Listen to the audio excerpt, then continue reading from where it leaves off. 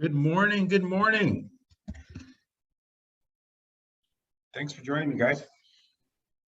Let's give it a couple of minutes for more people to filter in.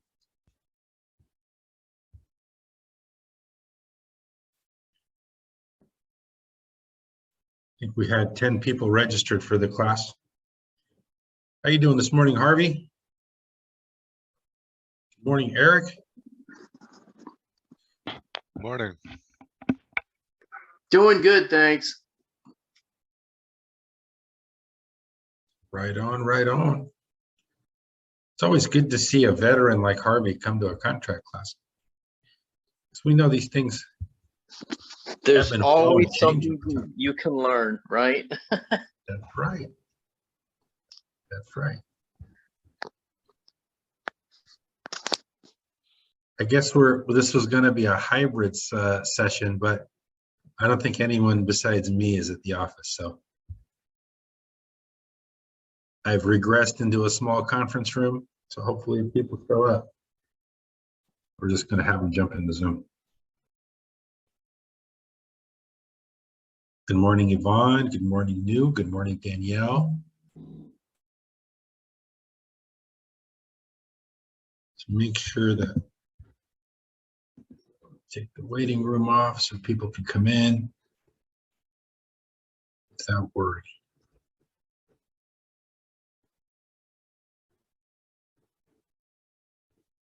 So guys, you guys should pull up the car form RPA so you can follow along at home. And I'm going to share my screen as soon as I pull it up here. Does everybody know where to go to get the car form? If a client wanted you to write an offer, you guys know where to go to write the offers, right? I know Harvey knows, but some of y'all see. I don't know all of you.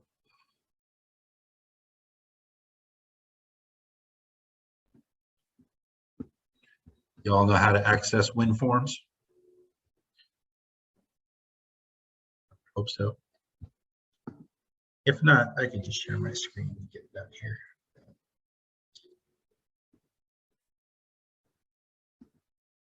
All right. You access WIN forms through the CAR website.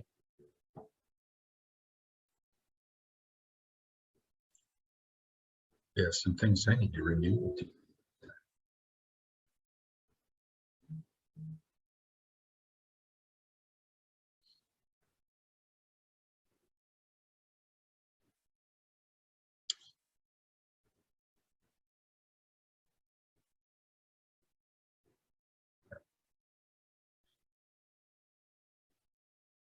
So hopefully you guys see my screen. You guys see the thing that it should say disclosure regarding real estate agency relationships.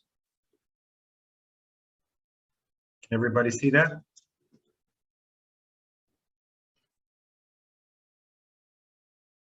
Can y'all hear me? Can y'all hear me? I see a blank screen. Yeah. Yeah, everyone sees the blank screen. Everyone sees the blank screen. Yeah, Okay, yes. Thank you for letting me Yes. know. Now I know for letting me know. Now I know that was. All right, here we go. Now do you guys see my screen? Is it still blank? Yeah, Hopefully not. It's still blank. The form is up. The form is up. Awesome. Awesome. You guys may want to open these up or print out a copy for yourselves to follow along as well. So what we're going to talk about today is what we see here. It's the residential purchase agreement that's put out by CAR. And this purchase contract is generally accepted throughout the state of California. Now, if you're transacting in certain cities, they may have a specific addendum they'd like for you to use if using this contract. In our area, that city is San Francisco. If you're transacting in San Francisco, however, they typically do not accept CAR contracts. They have their own contracts called the SFAR contract. So if you are working in San Francisco, you're going to want to familiarize yourself with that one. It's a little different.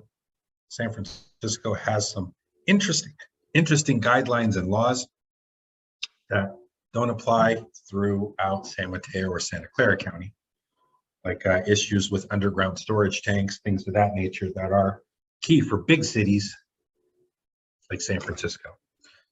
They do have an addendum that you can use, but San Francisco agents want you to use theirs. Also, if you're transacting between San Mateo and then kind of northwestern Santa Clara County, areas that are governed by SAMCAR and SILBAR, some agents may request what's called a PRDS contract, which is also another sales contract. It's got some slight nuance difference, actually some pretty big differences. But nevertheless, those agents should still, these days especially, they'll accept a car contract. The difference between a PRDS and CAR has nothing to do with geographic issues or underground storage tanks or crazy rent control or anything like that. The differences are a little more transactionally nuanced based on maintenance clauses and who can make repairs and whatnot. And then also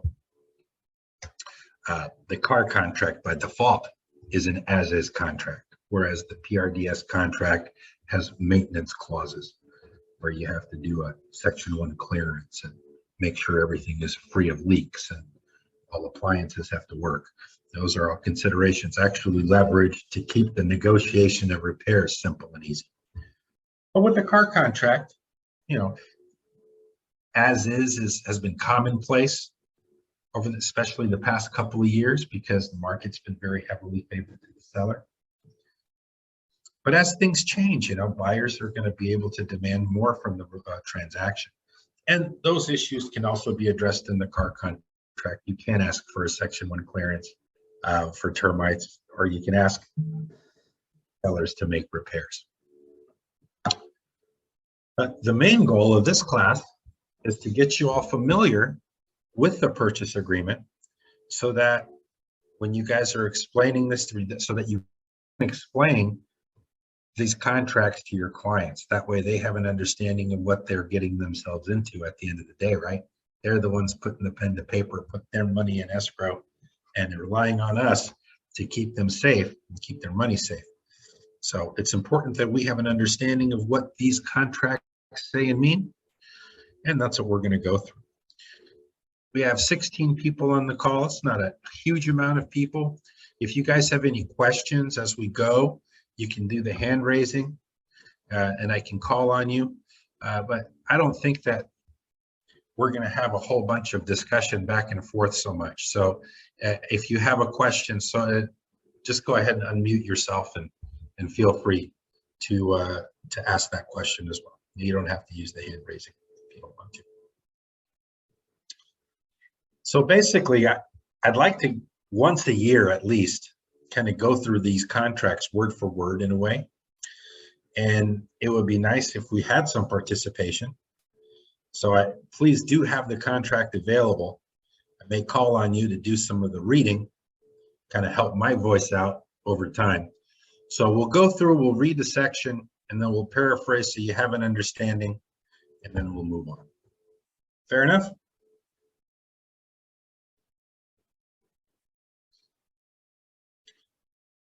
So hopefully everyone's here with me and everyone can participate. If for any reason that you can't participate, maybe you're at work or you have some other issue going on where you can't really be talking, let me know when I call on you, and that way I won't call on you. All right. So without any further ado, let's get into these contracts. When we pull up the residential purchase agreement in CAR, there's actually several pieces of documentation that are a precursor to the actual contract. One of them being the very, very, very important disclosure regarding real estate agency relationships. We're gonna go through all these. I just want to paraphrase real quick what those documents are. So the first one is the agency disclosure. The second is a fair housing and discrimination advisory.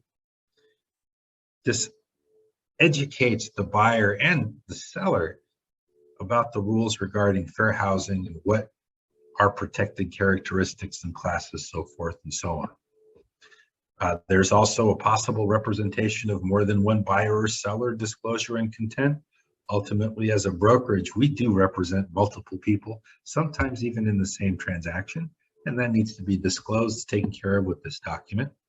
There's a wire fraud advisory, because wire fraud's a problem. Go over that one as well.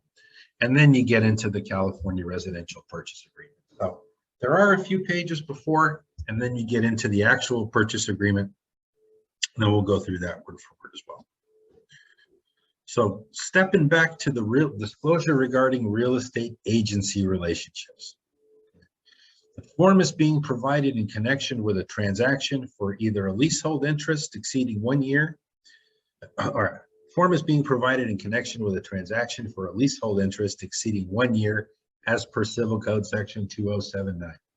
When you enter into a discussion with a real estate agent regarding a real estate transaction, you should from the outset understand what type of agency relationship or representation you wish to have with the agent in the transaction. Okay. Once you start answering questions, guys, with people, you start taking liability and responsibility.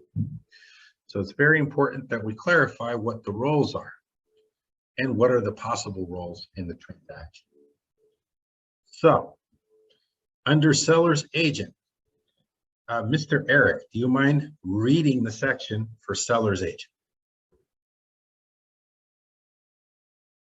Feel free to unmute yourself.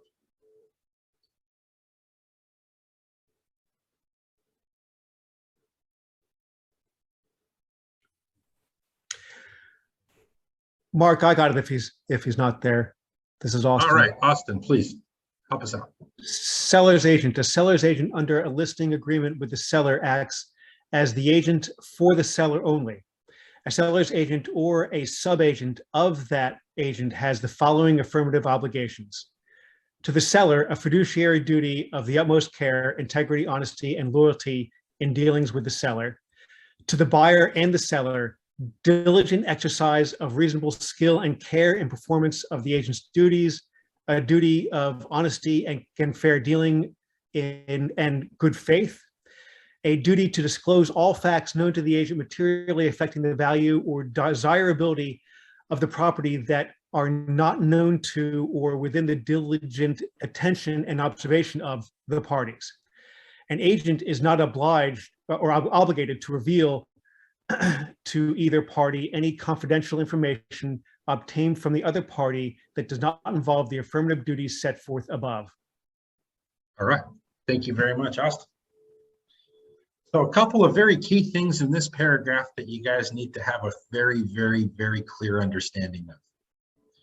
Number one, as a seller's agent, your fiduciary duty, and that is the duty to the client that you represent, of utmost care, integrity, honesty, and loyalty. Utmost care. That means you have to do everything that you possibly can do, right? Utmost to the person that you're representing. However, you still have obligations to the other side, right? We have an obligation of being honest and fair and dealing in good faith. So even though they may be on the other side of the transaction, you can't lie to them. You're responsible for that.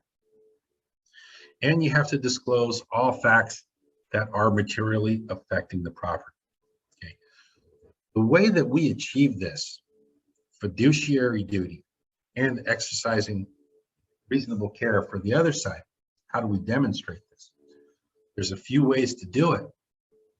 As remember, we sell, for the majority of transactions, old houses. Okay. Old houses always have issues. Anything can break at any time. If something was to go wrong after close of escrow and you represent the buyer, now, there is a chance that the buyer is not going to feel good about the situation. Okay. And when things go sideways or maybe big expenses come up that were unexpected, you know, people very by nature hesitate to take personal responsibility, of course, right? So everyone starts looking for people to blame.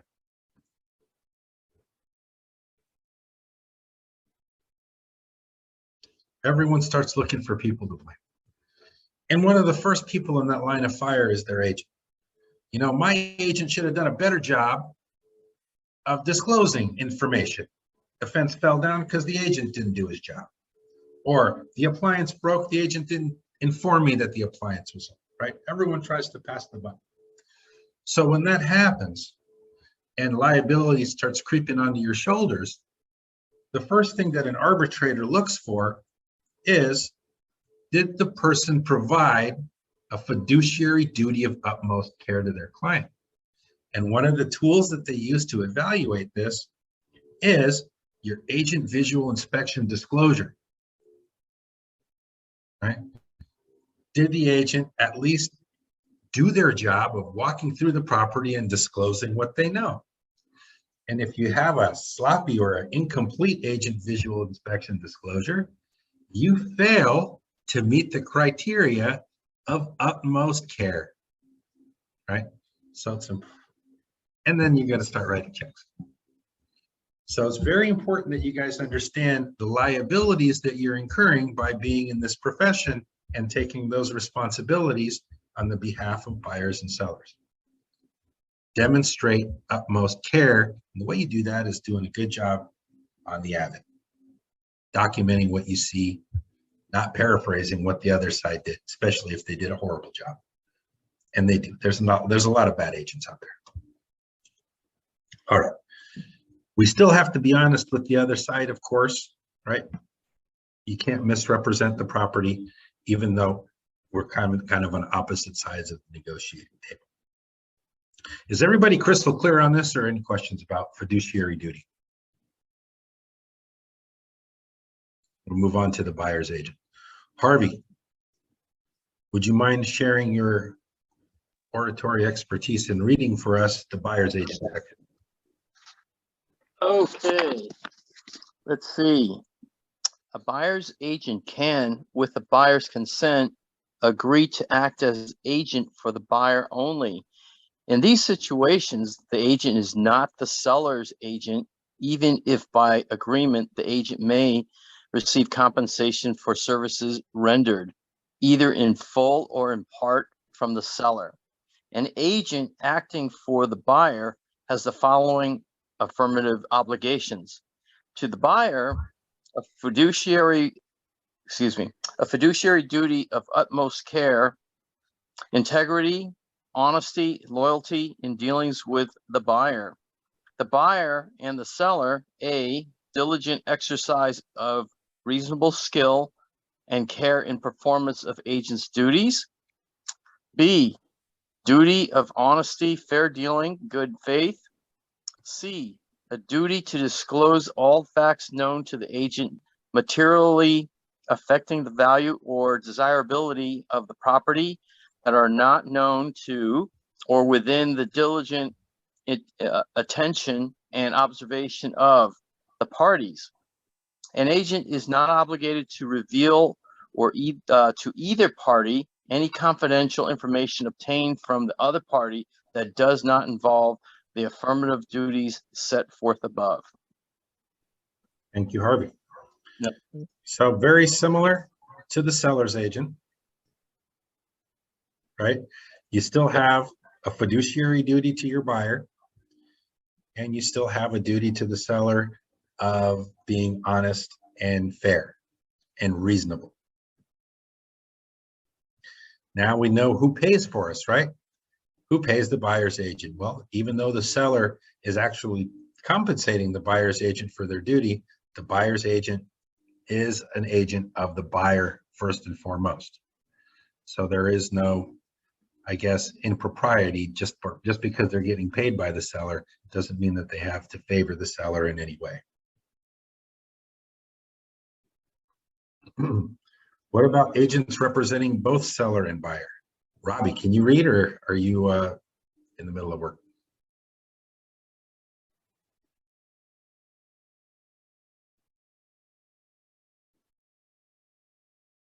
Robbie's probably in the middle of work. All right. Any volunteers? Oh, sorry, Mark. I'm driving at the moment. Yeah, Robbie's driving at the moment. Yeah, Robbie gets it fast. Any volunteers to read the agent representing both buyer and seller? I can read. Yvonne, please. Okay. So a real estate agent, either acting directly or through one or more salesperson and broker associate, can legally be the agent of both the seller and the buyer in a transaction, but only with the knowledge and consent of both the seller and the buyer. In a dual agency situation, the agent has the following affirmative obligation to both the seller and the buyer: a fiduciary duty of utmost care, integrity, honesty, and loyalty in the dealings with either the seller or the buyer. And B, other duties to the seller and the buyer as stated above in the respective sections. In representing both seller and buyer, a dual agent may not, without the express permission of the respective party, disclose to the other party confidential information, including, but not limited to, facts relating to either the buyer's or the seller's financial position, motivations, bargaining position, or other personal information that might impact price, including the seller's willingness to accept a price less than the listing price, or the buyer's willingness to pay a price greater than the price offered. All right. Thank you very much, Yvonne. So when representing both sides, we have a fiduciary to both sides, which could end up being a slightly sticky situation. The one thing I like to express about this double ending scenario is, as long as there's only one buyer involved in the process, and this may come around in the coming market that we know is looming, right? We may only have one buyer for every listing, go figure. When you only have one buyer for every listing, I think it's okay, and you can adhere to the fiduciary duties for both parties. However, once a second or a third buyer materializes and there's a multiple offer situation, it's no longer possible to adequately fiduciary both sides. Would anyone understand why or why not? Any guesses, any clues? Any thoughts on that? About that, and I wanted to know why can't someone just be an honest person, and if there are multiple offers and you're representing an offer that's a little bit lower, you just know that, yeah, you're going to pass that on to your seller, but you're going to let them know it's obviously not the highest. Like, how is that a problem? Well, the problem, and it's a good question. The problem arises from the folks that lose. And they're going to wonder, well, did this person have honest dealings with me, and were they fair with me and every other buyer? I have a Did follow-up everybody question. get a second chance to improve their offer? Sometimes not. So what Right? if, so I get what you're saying. So I have another, just a follow-up. I'm sorry. If you, for example, because this happened to me, so that's why I'm asking. If you list the house and then you are listing it for a price, then everybody, you have 3 people come to offer, 3 buyers, they come to offer, they're all above list price, that's great. But you tell, so I had a buyer who said they want to work with me. So I told them my fiduciary agreement is with, the loyalty is with the seller on the price. And I know he wants to make every penny. So I'm going to tell you the prices that I have right now. So I told them that's the only bonus you get if you work with me, is I'm going to tell you what offers I have in hand. So I told them, and then if they go for it, okay. If they don't, they don't. But I don't have a choice in swaying the sellers, right? Is that, no? Am I missing something?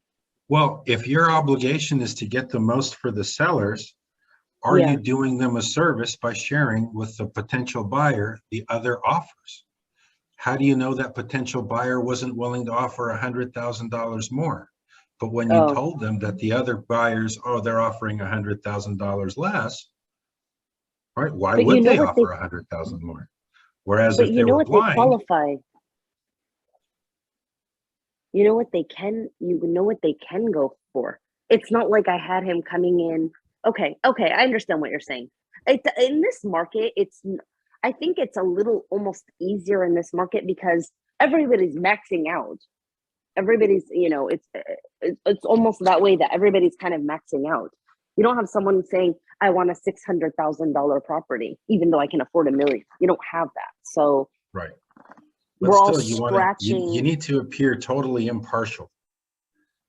I get it. So the way to work around that would be if you need to represent the buyer or you want to represent this buyer, then you should have another agent or a broker or someone present the offers to the seller. That way you have your fiduciary to your buyer. The seller still has their own representation in a way that will keep the other offers confidential. That way you still have that impartiality, or would be to find an associate to represent that buyer and then take a referral or some type of consideration for generating that lead.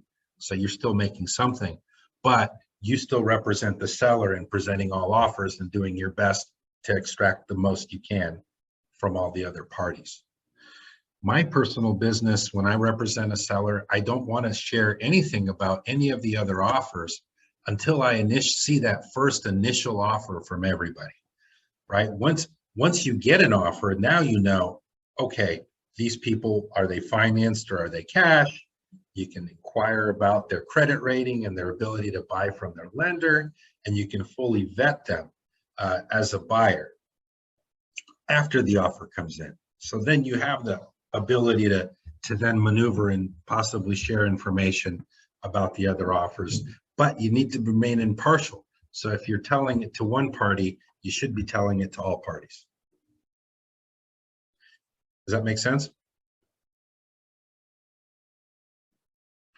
What ends up happening, unfortunately, and this is where we get into trouble sometimes, is if you don't make that disclosure and you give your party a chance to improve their offer, but that path was not followed for everybody else. The only person that's going to have a problem with it is going to be the seller if they find out down the road.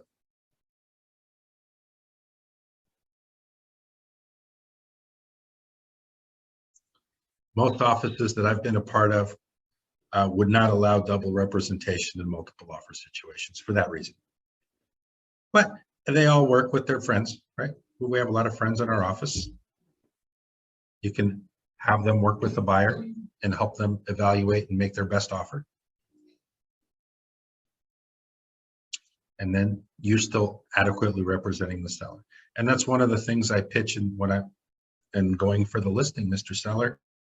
I represent you in your interests only in a multiple. And guys, we know our pricing strategy. We know going in if we're expecting multiple offers or not expecting multiple offers. At least I do. I mean, you should, right? Sometimes the market shifts and things don't work out the way you hope they would. That's okay too. But nevertheless, if your strategy is we're listing it low, we should have multiple offers, then you should also have a contingency plan to deal with those buyers. They're going to come to you directly and ask for your representation, hoping for an advantage. And that plan should be, well, I have my agents in the office. They're the ones that are going to be representing those buyers. And as those buyers come to me unrepresented, I'll be happy to refer them to those agents, and everyone still has their fiduciary duties to their clients and then their reasonable care and fair, honest dealings with the other side. Mark, I have a question. Yes. You say listing agent has a buyer, and then the listing agent refer his office agent. So the office agent they either whoever took this buyer, but will he has or she has the advantage to know more the information, the inside information. So I kind of doubt because oftentimes I saw the property get sold and then saw, oh, this is from their office. It looks like they have more advantage to get let his office get sold this property. So, you know what I'm talking? Yeah. I do, and it's true. It's true, right? Yeah. Let's be Yeah. real. It's true. The person, the agents in the office that are getting the referral do have an advantage. However, the fiduciary responsibility in general starts from the listing agent is to the seller, right? So if my fiduciary responsibility is to the seller, sure. I believe that if one of my agents is bringing an offer, I'm going to have more control or a greater chance of closing. It'll be an easier transaction because they're trained, they know, and everything, so forth and so on. However, we still need to have that impartiality in the sense that the other offers could come in higher. And then you still have to match or beat those offers because the seller, it's their choice to decide which offer to take. And you may have a friendly agent in the office with the offer. If it's not the best offer, right, the seller may not take it. Does the agent have the advantage to be able to match? Sure, they do. So what the listing agent, when he got all the offer, can he disclose what's the highest price to the office agent? So they I do it after. And I've even had it in a case where I say, hey, offer deadline's at 3 o'clock, Mr. Buyer's agent. I had a buyer's agent present a preemptive offer. It wasn't enough to take preemptively, but I invited him, hey, have a seat. Let's see what comes in. As things come in, you'll know whether you're in or you're not. And within 10 minutes, he was already out because the offers came in at a higher price. His clients were not gonna go there, or they couldn't go there. So that is what that is. Am I then counseling my seller to take my friend's offer for less money? Heck no. I appreciate my friend and I appreciate my fellow agents in the office doing their best job trying to get the most. But my job is to get the most money for the seller. And I'm going to tell you right now, even if you're in my office, I'm playing you to get the most money for the seller. Always. Always. So Michael, you present both seller and buyer, right? So your it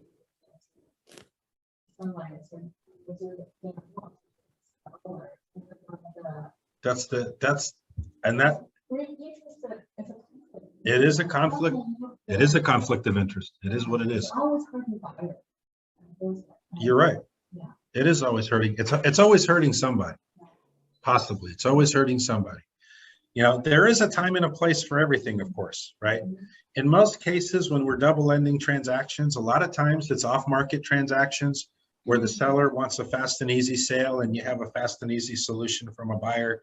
And because of maybe the property is not in the best condition, right? It's maybe not the most appropriate house for going on the market. That could be a case where double ending a transaction is more prevalent and more often that happens. Like I already first have the buyer and I'm knocking on the doors to find a seller. Those are the majority of cases. But if we're in a process where we're actually prepping a property for market to maximize return for a seller, in those cases, you're absolutely right. It's a huge conflict of interest and you're better off not double ending. And many of the long-term agents that have been around for a long time, because they don't get sued as much, they adhere to that policy pretty strictly.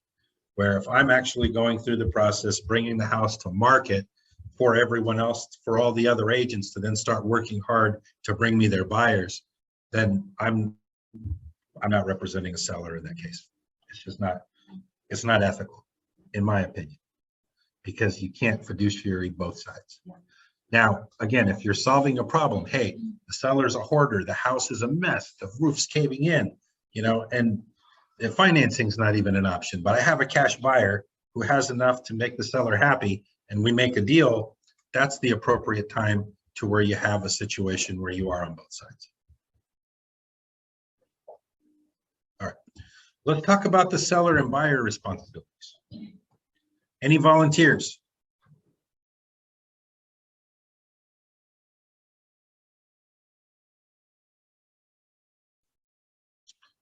Jenny, go ahead, please.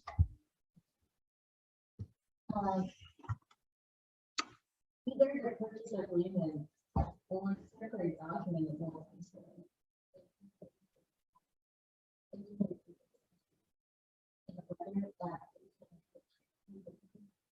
Exclusively acting as attention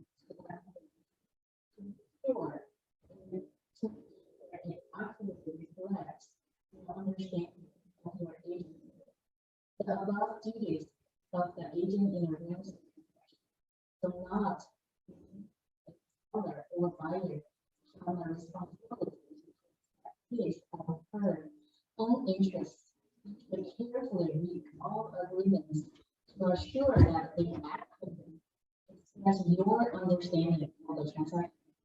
If a person qualified to advise about real estate, legal or tax advice is provided, consult a competent professional. If you are a buyer, you have the duty to exercise reasonable care to protect yourself, including as to those facts about the property which are known to you or within your diligent attention and observation. Both seller and buyers should strongly consider continuing tax advice from a competent professional because of the federal and state tax consequences of a transaction can be complex and subject to change. Throughout your real property transaction, you may receive more than one disclosure form, depending upon the number of agents assisting in the transaction. The law requires each agent with whom you have more than a casual relationship to present you with this disclosure form. You should read its contents each time it is presented to you, considering the relationship between you and the real estate agent in your specific transaction.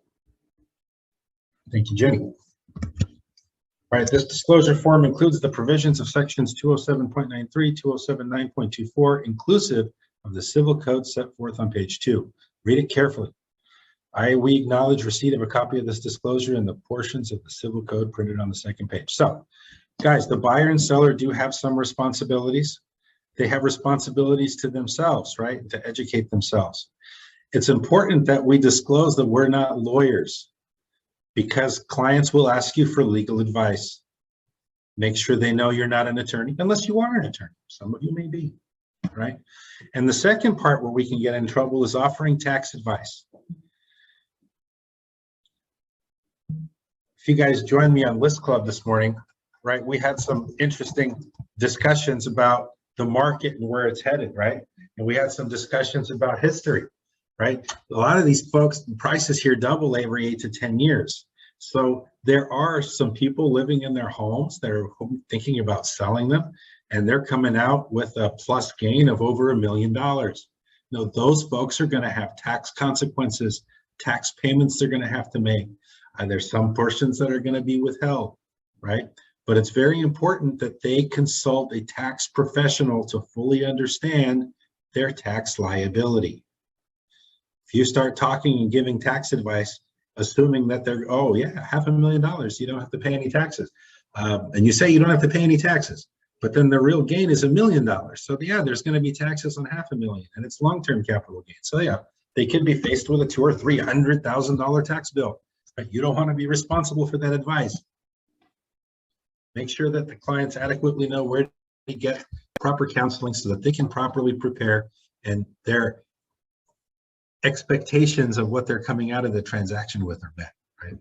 Otherwise, when those expectations don't align, then they start looking for, oh man, why didn't my agent tell me I was going to have to pay $300,000 in taxes? I hate the government. I would have never sold my house if I knew I had to pay that kind of money, right?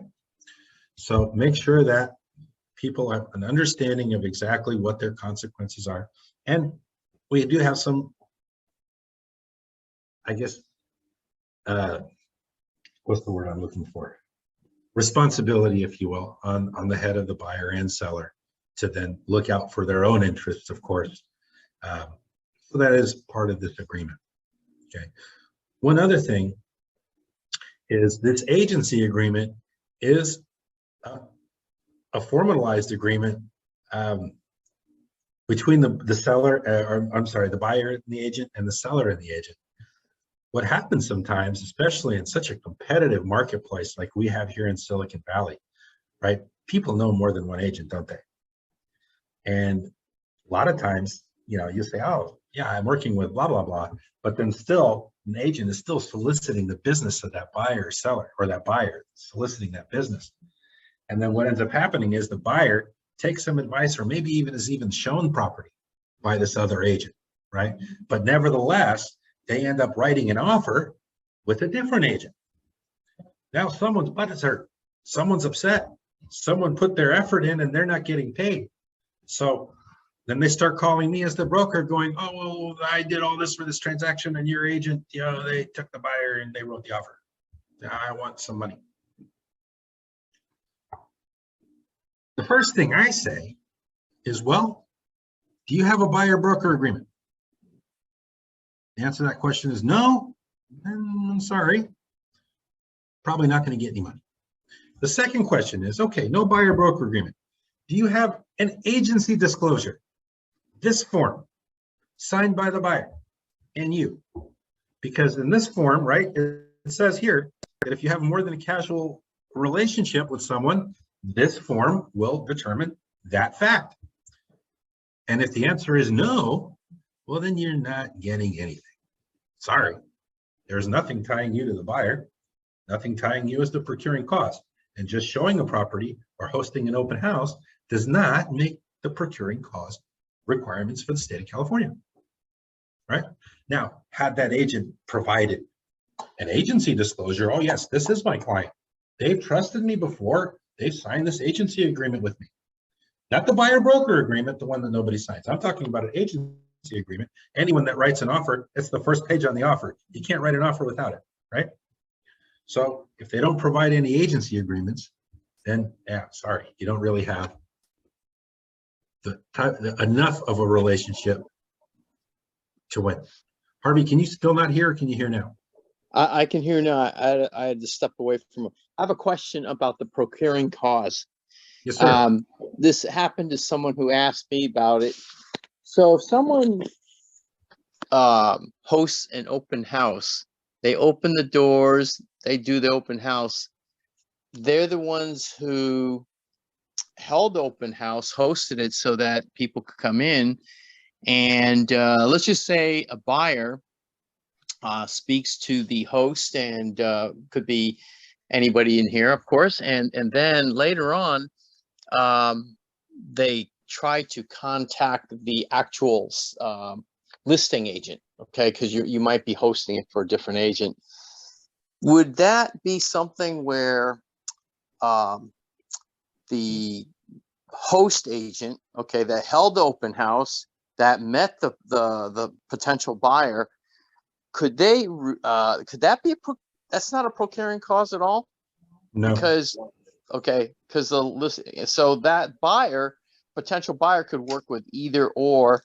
If they choose to work with the listing agent instead, they could do that. And there's nothing that the host agent could do. Nothing. Even though if they said, hey, this person's interested in making an offer, they were going to represent them, they have to have something in writing, correct? They do. Okay. If they're willing to make, they may be willing to make an offer, but doesn't mean they're going to hire you as the open house host automatically to represent them in the purchase transaction. Right. There's no guarantee that there's no, you know, the client may have come and not had a very high opinion of the agent that was hosting the open house. They're not obligated to use them to buy the house just because they opened the door or happened to, you know, sit at the living room table as someone walked through the house. But if you're an open house host, you know, your job there is to showcase the property and get clients. And getting a client means that you have a conversation with them and they hire you to write the offer. Now you're the procuring cause. Right. But if they're not hiring you, And Mhm. the justification of that hire is the agency agreement. Okay, So either the agent's disclosure or the buyer agreement will protect the. Correct. The buyer agreement more so. The buyer agreement more so. Because if someone produced an old agency disclosure, you could always argue that this is old. Yeah, you were their agent. You're not their agent anymore. Sorry. I have another agency disclosure from another buyer. I mean, that's the agent. That's the procuring cause in this transaction. So in a buyer agent, usually this looks like certain, for example, whenever they have offer in that city, that county, offer in some other county, you don't get paid. Yeah, I mean, that depends on the buyer broker agreement, how it's written and the provisions therein. Typically, they don't limit geographically. No, you're just a buyer. No, they don't. They don't. But the thing with the buyer broker agreements, guys, just like any agreement, it's not unlike an exclusive right to sell listing agreement, that buyer agreement can be canceled at any time. So they could sign a buyer broker agreement with you, meet somebody they like better tomorrow, and cancel with you and sign with them. There's nothing preventing them from doing that. No obligation. However, that doesn't, on the listing side, it's different. Because when you sign an exclusive right to sell listing agreement, there's expenses, there's items, action items that the listing agent automatically starts to incur.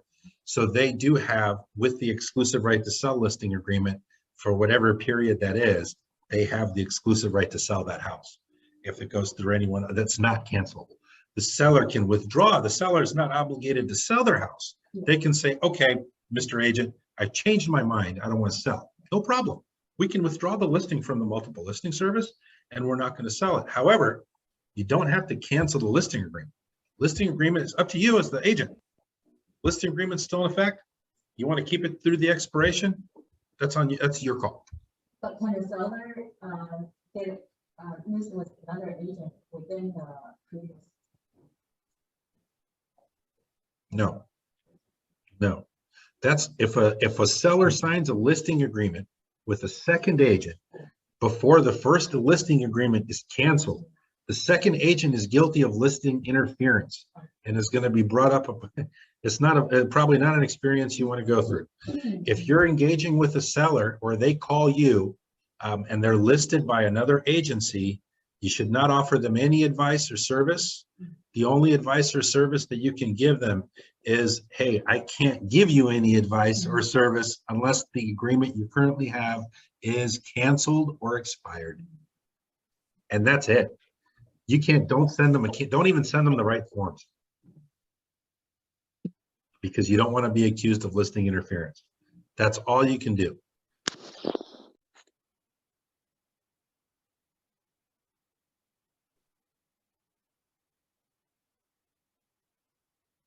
All right. The backside of the agency disclosure, I don't think I've ever read it. I don't think anybody ever has either. But there is some definitions there. You know, what a buyer is, what a listing agreement is, what a seller's agent is, what the list price is, offering price, so forth and so on. So Mark, if people casually ask you, hey, Jamie, how's the market? You know, what kind of information you should provide before they sign? So the question is, how's the market? What kind of information you provide before they sign? Can you provide them like Yeah, you can provide CMA and information, of course. but when you give them the CMA, do you sign that? The CMA would not preclude an agency disclosure, but a listing agreement would. if you're going to sign the listing agreement, guess what the first page that comes up on the RPA listing agreement? It's the agency disclosure. So that's the first thing that they sign when they're going to sign the listing agreement. Going through a market analysis and providing a CMA is part of the process that we do to try to get the listing. But it does not obligate, just by providing a CMA does not obligate a seller to hire you. They may not like what the CMA says, right? That's their choice. Their opinion may be very different than yours, in which case you both have a decision to make, right? If the seller wants too much and you don't think you can deliver, maybe it's time, not a good listing agreement to sign. When people just have to ask you, careful what we say to them. We are obligated to a fair and honest dealing, right? So you do have to be careful with what you say to them, of course. You can't lie to them. You can't mislead them, of course. But you can offer your information. If somebody asks me how's the market or what's going on, why do you ask? Are you thinking about buying or selling? Oh, I'm thinking about selling. Great. Let's get a listing appointment. Let's have a listing appointment. Have a discussion. I'll provide you with a CMA and my marketing plan. At which time I expect you to make a decision of whether to hire me or not. That's real estate agent side.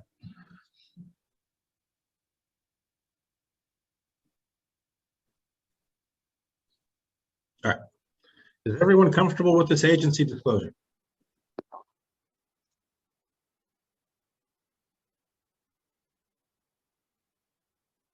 Can we move on to Fair Housing and Discrimination Advisor?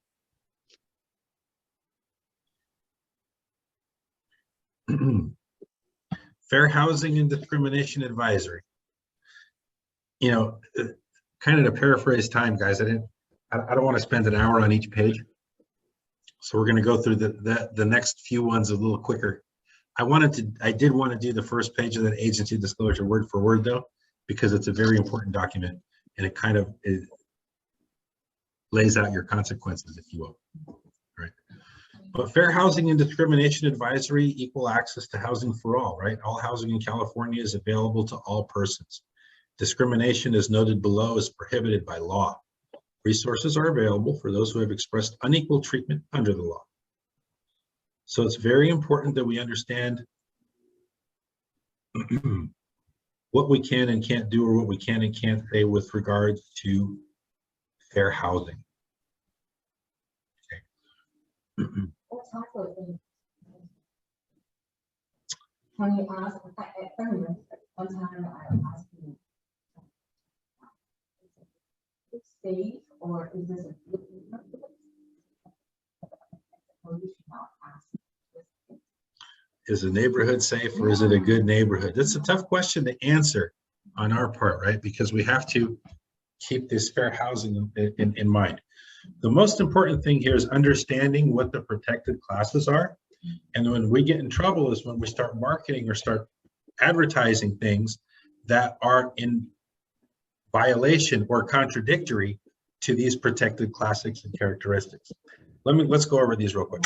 So what are they?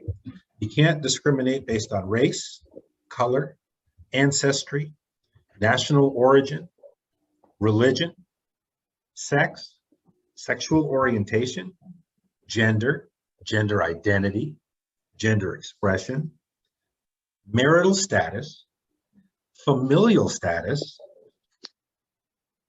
family with a child or under age 18, a source of income, disability, mental and physical, medical conditions, citizenship, primary language, immigration status, military veteran status, age, criminal history, non-relevant convictions, or any arbitrary characteristics.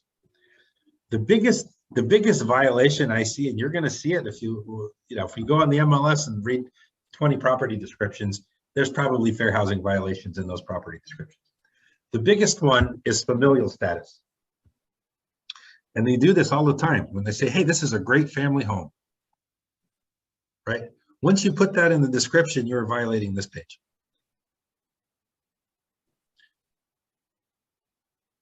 Because you're discriminating against those of us who don't have families. Oh, so this house isn't for me? I don't have a family, right? This house isn't for me. That's a violation of fair housing laws. That's probably the biggest violator, if you will. But it's important that the seller or buyer understand these things. You know, unfortunately, we do have still a few racist people in this world. I've had it before where I've been in a listing presentation and the seller said, I don't want to sell to this, this, this, and this. And I'm like, I'm out. Don't want any part of this. This is a problem for you, then I can't be your agent. I'm sorry. That's that. So be very mindful and educate your clients that this is a problem. And that person, you know, they're subject to lawsuit. So be careful. Right, the realtor organizations prohibit discrimination. In our Code of Ethics, Article 10 prohibits discrimination in employment practices or in rendering real estate license services against any person because of race, color, religion, sex, handicap, familial status, national origin, sexual orientation, or gender identity by realtors. Right? So be careful with the man cave. Be careful with the she shed.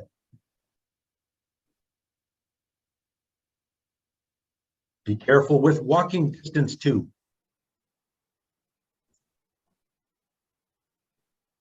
What's wrong with walking distance? Not everybody can walk. So it's a violation against those that are disabled or handicapped. Right? There's always alternatives, right? Always alternatives.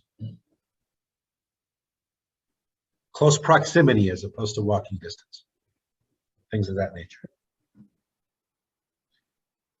And who is required to comply with the fair housing laws? Pretty much everyone.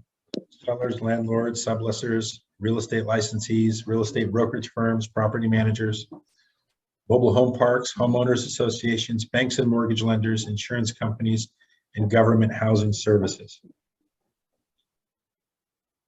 Must comply with fair housing laws.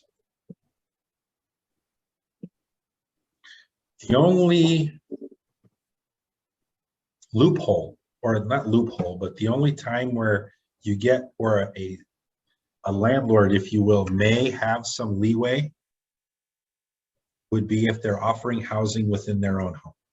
Like if you're renting a room in your house, then that's a different situation.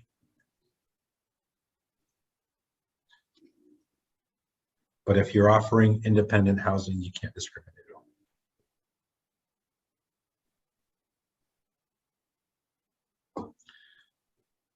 So examples of conduct that may not be motivated by discriminatory intent, but could have a discriminatory effect, right?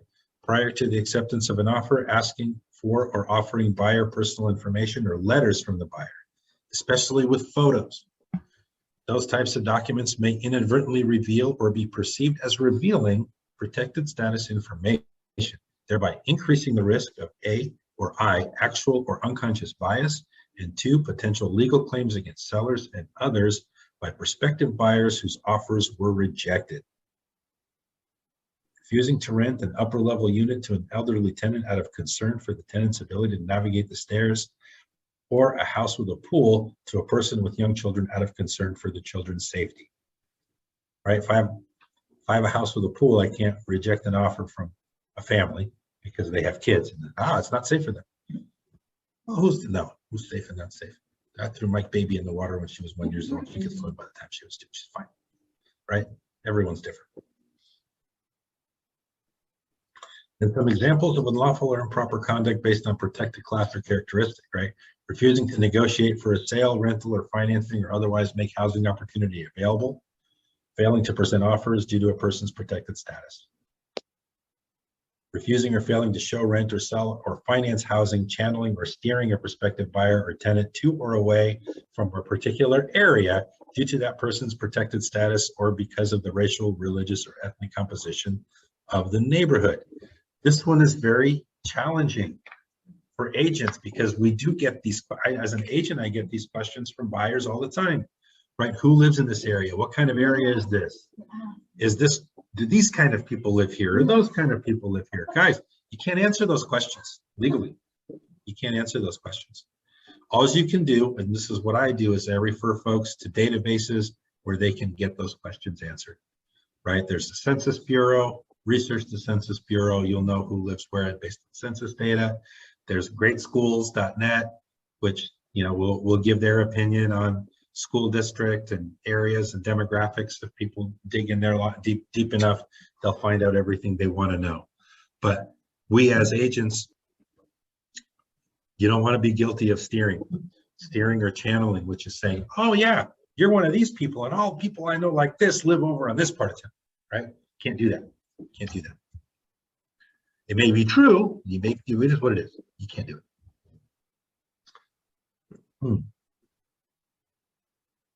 Right, and blockbusting or causing panic selling by inducing a listing, sale, or rental based on the grounds of loss of property value, increasing crime or decline in school quality due to the entry or prospective entry of people in protected categories into the neighborhood.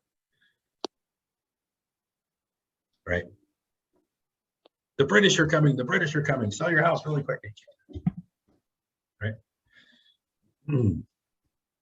And you can't really inquire about protected characteristics. You can't ask tenant applicants if they're married or prospective purchasers, if they have children or are planning to start a family.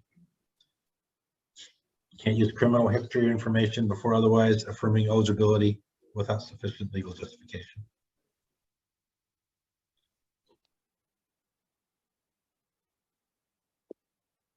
Harassing people. Taking adverse action based on protected characteristics. You can't be refused permits either. For, you know, if you're a handicapped person, then you need to have a handicap ramp, or you need to have some type of considerations built in. The city can't say, oh no, you can't do that. They have to allow it.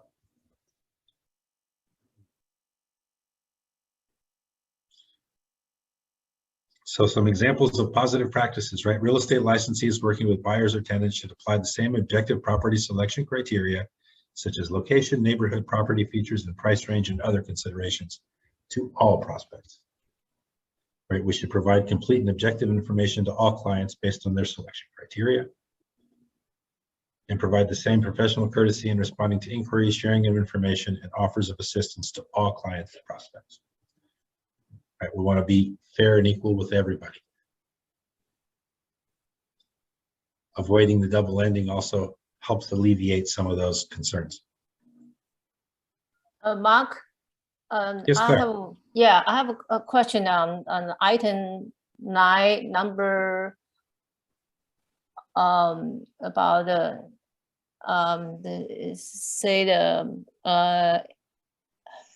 N, the first one, I, failure to allow the person keep the service animal and the emotion support animal in rental property.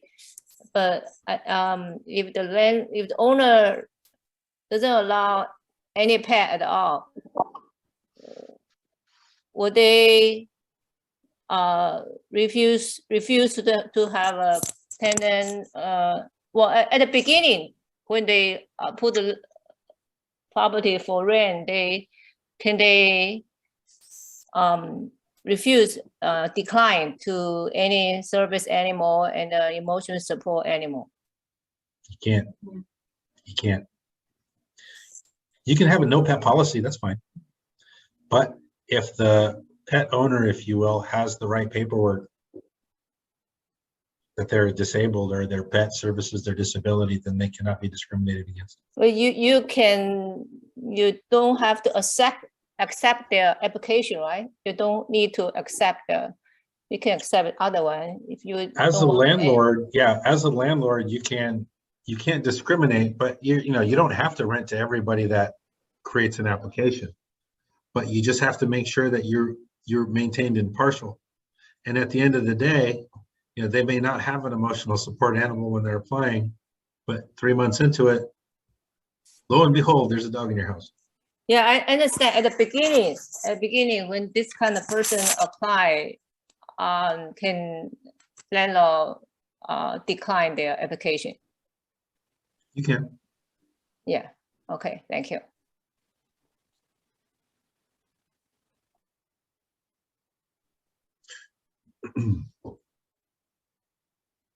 But be careful that you can't charge that person a higher rent or increase security deposit. And I see that a lot. But they do it for pet, like if pets are allowed, they'll say pets are allowed with an increased deposit, and that's fine. But let's say it's a blind person that has a seeing eye dog, you can't charge him more for his pet. You can't discriminate against him for having a dog. Yeah, I understand. I just read the law, so that's why I'm asking that question. Okay, thank you. Any further questions on the fair housing, guys?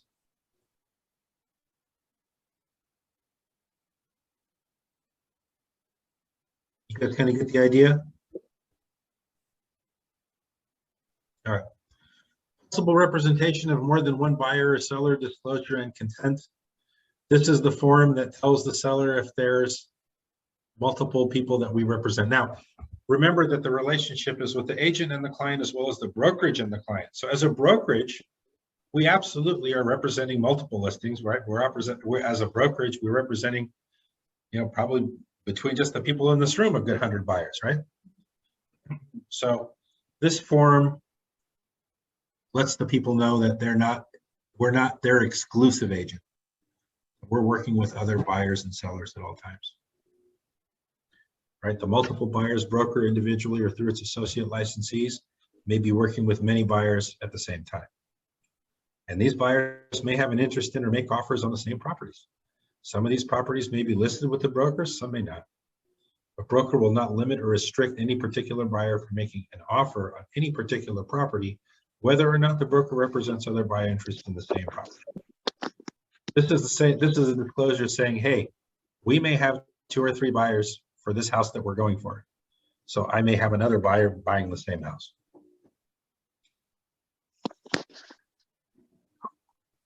Right, with multiple sellers individually or through its associate licensees, we may have listings on many properties at the same time.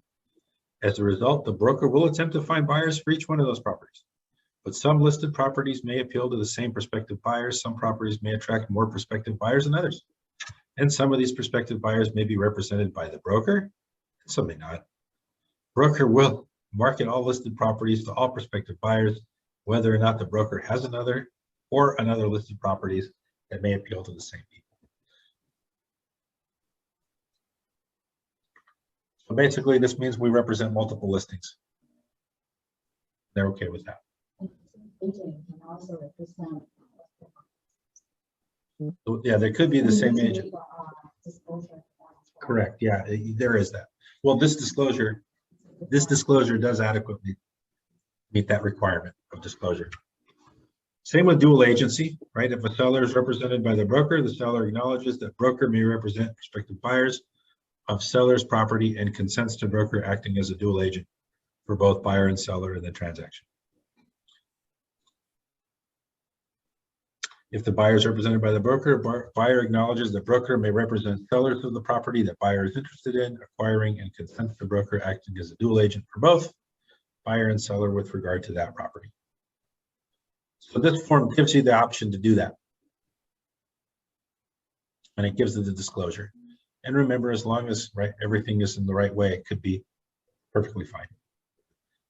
In the event of dual agency, seller and buyer agree that a dual agent may not, without the express permission of the respective party, disclose to the other party confidential information, including but not limited to facts relating to either the buyer or seller's financial position, motivation, bargaining position, or other personal information that may impact price, including the seller's willingness to accept a price less than the list price or buyer's willingness to pay a price greater than the price offered. And except as set forth above, a dual agent is obligated to disclose known facts materially affecting the property or desirability of the property to both sides.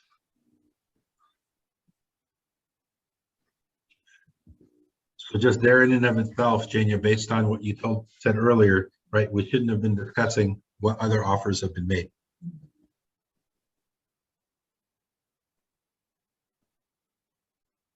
All right. Offer is not necessarily confidential, but the buyer is advised that seller listing agent may disclose. See, now it comes back. May disclose the existence, terms, or conditions of buyer's offer unless all parties and their agent have signed a written confidentiality agreement. Whether any such information is actually disclosed depends on many factors, such as current market conditions, the prevailing practice in the real estate community, the listing agent's marketing strategy, and the instructions of the seller. Buyer and seller understand that broker may represent more than one buyer or more than one seller, and even both buyer and seller on the same transaction and consent. So obviously it all depends on the situation and the market of the day. right? If the goal is to get multiple offers and go well above the list price, in most cases, the seller does not want other offers or information about other offers disclosed to each party. It's for the simple fact, guys, we don't know what the guy's willing to offer. As a the buyer's agent, it's our job to try to uncover that information as the best we can. We always ask the question to give our clients the advantage. But as the listing agent, you do your seller no service by offering up what the other clients are offering, because we don't know what the other side is willing to pay. And furthermore, you don't know who's going to call you next, right? You could have a guy that's willing to pay 1.2, but you told them, hey, the best offer I have is 1.1. So they offer 1.110. But then 15 minutes later, another offer comes in at 1.155. Is better. And that offer expires in 20 minutes. So the seller's like, I'm taking that one. It's more money. I want it now. You call the guy that you just gave the bad advice to and say, I'm sorry, you didn't get the house, right? And they go, well, what'd you get for it? Well, I got 50 grand more. And they're like, gosh, darn, I would have paid 100 grand more if I didn't know the information you gave me before. So when the buyer's agents ask me or inquire to me about my listings, hey, what's your offers and where they are? It's the first thing I tell them. It's like, guys, even if I told you, I don't want the responsibility of you getting beat by the next phone call. So please go back to the market, go back to your buyer, run your analysis and give me the best offer where you feel is most fair for your client. And then we'll move forward from there. But I don't want to give you any bad information, right? I don't want to tell you, oh yeah, I have this, because I don't know who's going to call me in 15 minutes. I don't know. And if that offer comes in better than yours, I may not have the chance to give you an opportunity to match or beat. So I don't want the liability of you losing the offer. Make me your best offer. That way it's all on you. Yes. From your saying, the listing agent can disclose the offer price. Again, but it depends on the strategy and what the information the sellers, your agreement with the sellers, right? If you get the seller on board to listing 10% below market value in order to generate multiple offers and try to get the highest money possible, then I would say no. It's not in your favor to disclose. I would say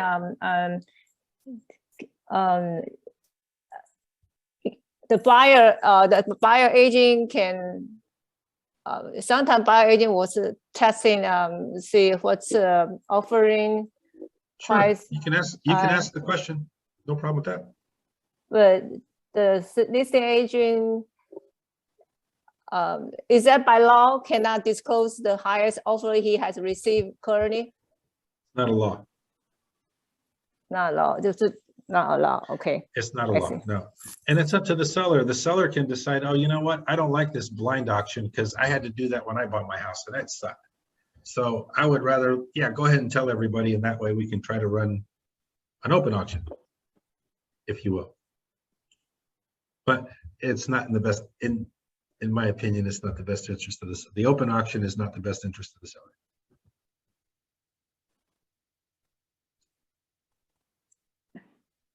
All right. Wire fraud and electronic funds transfer advisory.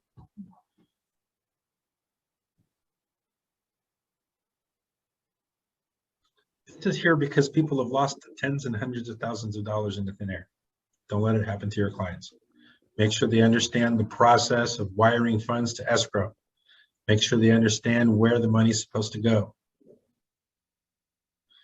And kind of apprise them of the criminals and what types of strategies the criminals are using to divert those funds into their bank accounts. Number one, let's focus on the bold here. Accordingly, you are advised to obtain phone numbers and account numbers only from the escrow officer, property manager, or landlord at the beginning of the transaction. Do not ever wire or electronically transfer funds prior to calling to confirm the transfer instructions. Only use a phone number you were provided previously. Do not use any different phone number or account number included in any emailed transfer instructions. Guys, phishing is real. They do it. They're good at it. So good at it. When you open escrow, you know your escrow, you know your rep, you know your escrow officer. You have their direct numbers. Make sure your clients, before wiring the money, directly call those people you know, and only them. The title company will never send you an email asking you to change those instructions, but the criminals will. They absolutely will. Orally confirm the transfer instructions is legitimate and confirm the bank routing number, account number, and other codes before taking steps to transfer the funds. And avoid sending personal information in email or text. Provide the information in person or over the phone directly to the escrow officer, property manager, or landlord.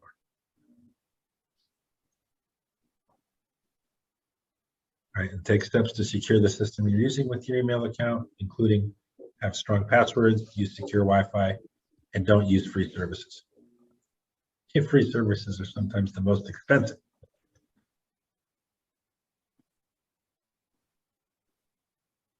Okay. And there are existing alternatives to electronic and wire transfers, such as cashier's checks.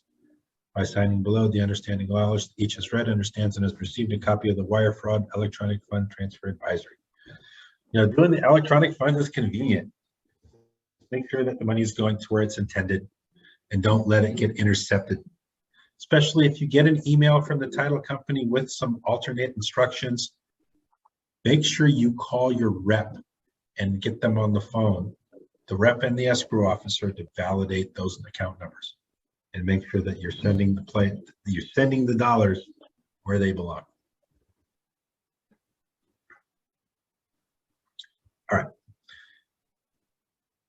Now, the California Residential Purchase Agreement and Joint Escrow Instructions. This is the legally binding contract, which will, if accepted, hopefully secure a transaction for your buyer down the road after the escrow period. This stipulates all the terms of the transaction. Now, the new agreement here that came out in December, right? R4 RPA 1221 has changed significantly from the previous agreement. A couple of things changed significantly.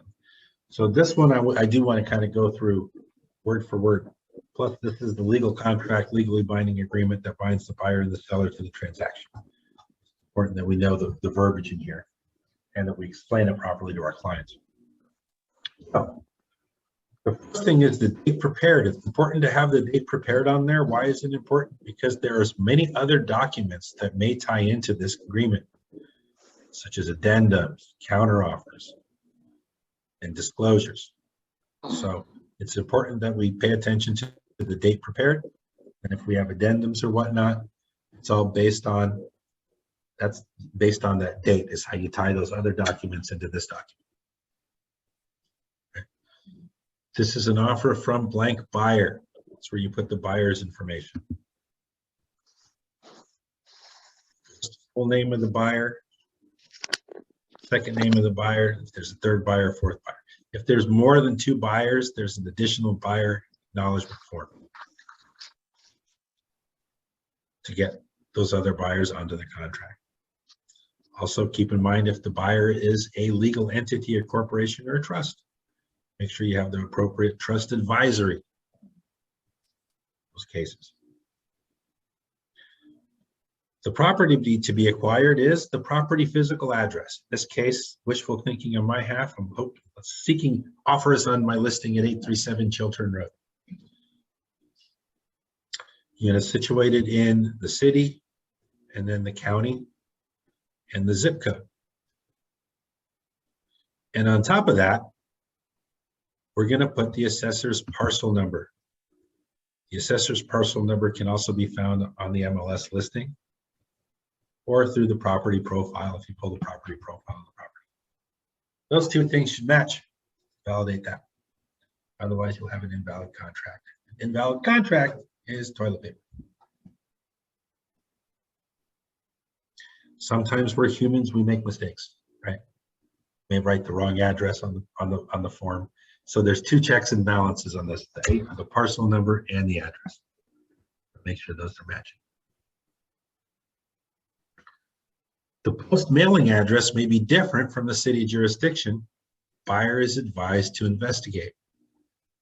This is important. Why? Well, there's certain parts of San Jose that are in Campbell, or there's certain parts of Campbell that are in San Jose, for example. They may have a Campbell address, but they're actually, because they're serviced by the Campbell Postal Service. However, they actually are physically in the city of San Jose. What's the difference between the two? Transfer taxes. Campbell has none. San Jose has transfer taxes. So just because that's probably the most applicable in our local little neighborhood here.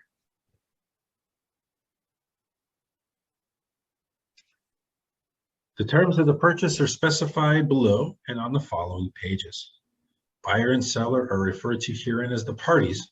Brokers and agents are not parties to this agreement. So this is an agreement between a buyer and a seller, not between agents.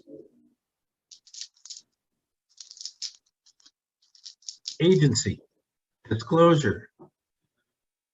The parties each acknowledge receipt of a disclosure regarding real estate agency relationships. It was the first form in the tree on this document, right? If represented by a real estate licensee, buyer's agent is not legally required to give to seller's agent the AD form signed by buyer.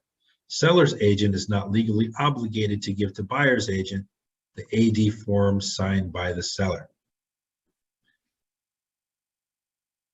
This is different than what we had in the previous contract.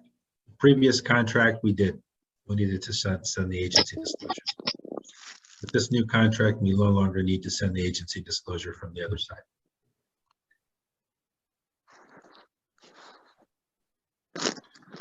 Confirmation, the following agency relationships are hereby confirmed for this transaction, and then we specify them here.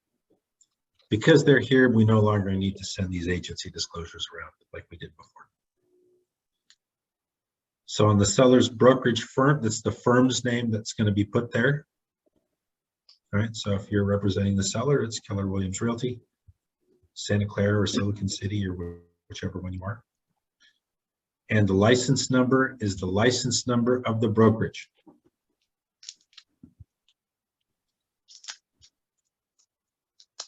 You have to be sure you check one of these boxes. Make sure that way that's disclosed if you're just representing the seller or if you're a dual agent. And here for seller's agent, that's where you put your name or the name of the agent representing the deal and their license number. If you're the buyer, right, this information is on the multiple listing service, on the listing agreement. On the listing agreement. On the listing, it'll list both the seller's brokerage, license number, as well as the agents. Same for the other buyer brokerage firm on the other side. That's where you put your information. And make sure to check the right box. Be sure to check a box and make sure it's the right box. Potentially competing buyers and sellers, the parties each acknowledge receipt of the possible representation of more than one buyer or seller, right? That was the form that was preceding this, the second one in the chain. And now the most important part of this contract is the terms of purchase and allocation of costs. Right? These are all the negotiating points within the transaction. And they've done us a great service by putting them all in the front of this contract. Guys, don't go up after page 4. There's still 12 more pages to go. So it's important we understand what's written there, because the buyers and sellers are still going to be obligated to those terms and conditions. Just because they're no longer, or maybe not, points of negotiation, it's still important. Still important. But we'll get to them as we get through. The neat thing about this, the way they've presented this, is they have a nice chart. So you can see which term, like 3A, and then you can see where in the contract, the paragraph number that addresses the term. So it's addressed further in the contract on those subsequent pages. So if a buyer has a question about a certain aspect in this chart, you know where to quickly go to get the answer or the explanation within the contract itself. Right. So 3A is described in paragraphs 5 and 5B is the purchase price and the term and condition, the price that you're going to offer. If it's all cash, you check the box for all cash. That way you don't have to worry about financing contingencies. 3B is the close of escrow. When is this transaction going to close? Days after acceptance or on a specific date. I like to use specific dates, although sometimes these negotiations can go back and forth, right? If you're negotiating for 7 days, you put a specific date, maybe 2 or 3 weeks out, well, the lender may not be able to meet that requirement anymore. So just be mindful of that. We haven't had too many long drawn out back and forth negotiations in the past couple of years because we've had such a strong seller's market.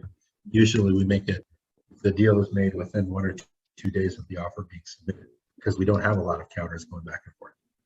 That may change. That may change. 3C, expiration of offer, paragraph 32A. By default, it's 3 calendar days after all buyers' signatures or a specific date and time.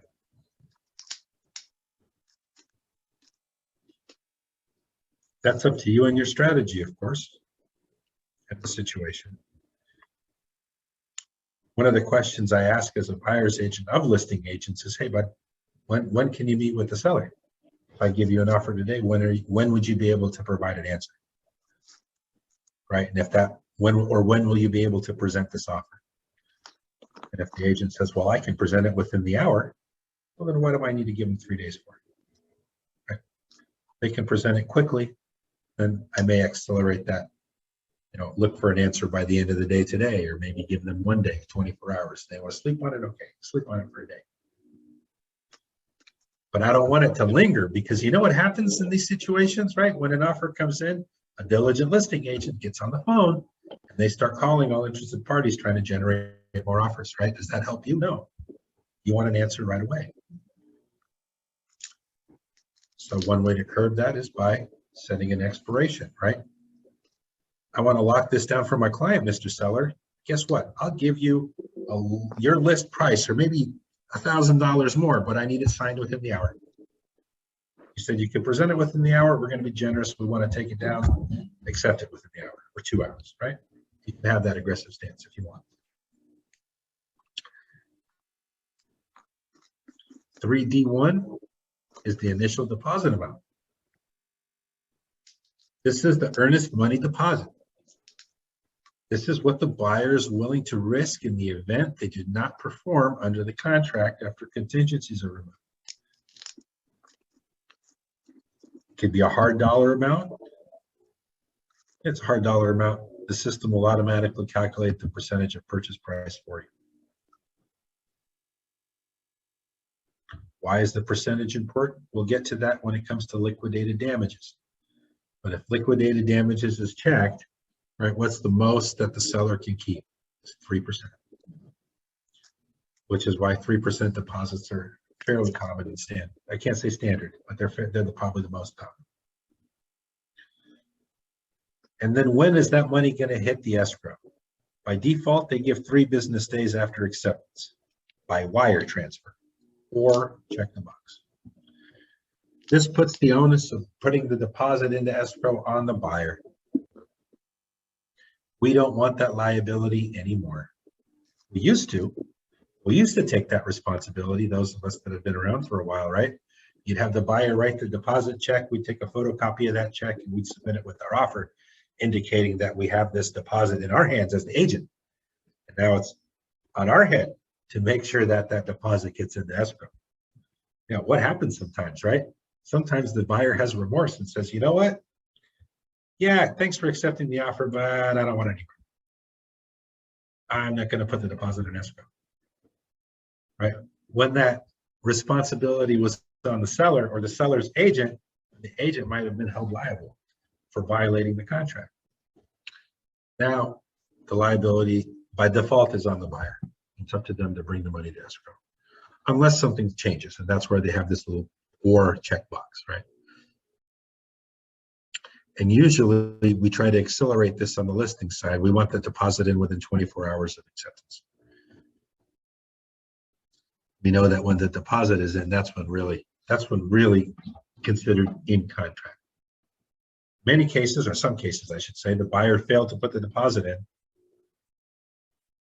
They're actually in violation of the contract. Now, a lot of times the listing agents let it slide. They just sell it to somebody else and just move on with their day. However, they're not obligated to do that. If the buyer does not bring their deposit into escrow, as they've promised in this contract, they violate the contract, which means they don't necessarily get the liquidated damages protections. The seller could actually sue them for more. So be careful when advising your clients that cancel. If they have contingencies, make sure they put that deposit in escrow. If they don't have contingencies, be ready for a fight. Ready for a fight if you don't put that deposit in, Mr. Buyer. If you have a contingency, it's safe to put it in escrow, guys. You can cancel on a contingency and get that deposit back. It's unlawful for them to keep it. But if you're making a non-contingent offer, try to express as sternly as you can to your buyer that that deposit goes, it's not on the hook when you put it in. It's on the hook when this offer is accepted.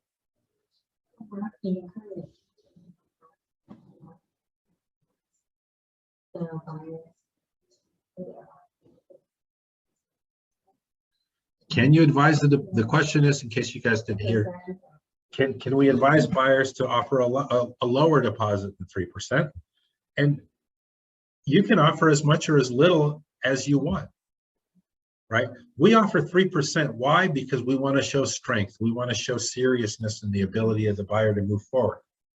My first question as a listing agent is, do they not have any money if you're offering less?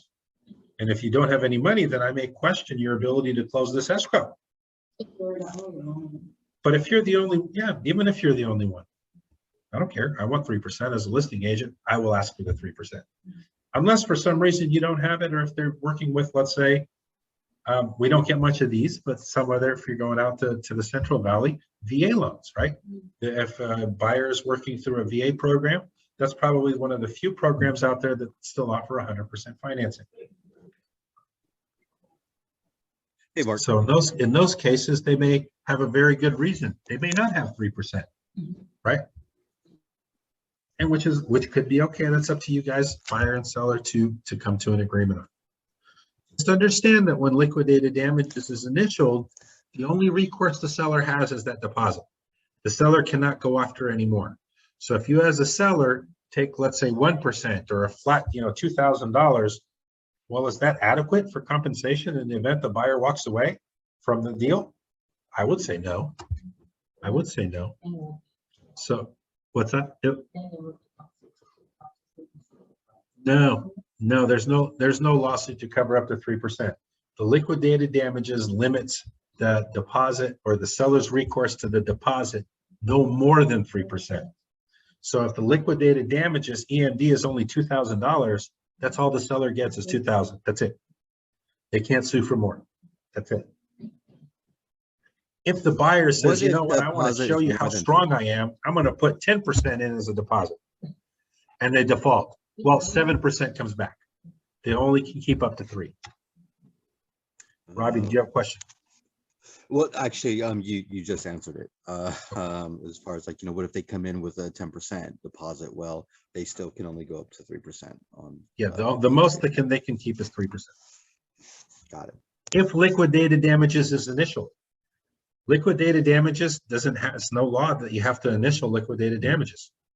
And be careful when using electronic signatures, guys, because when you're putting those electronic signature packages together, the liquidated damages and the mediation agreement, both important paragraphs to protect both buyer and seller, are optional initials, which can be missed very, very easily.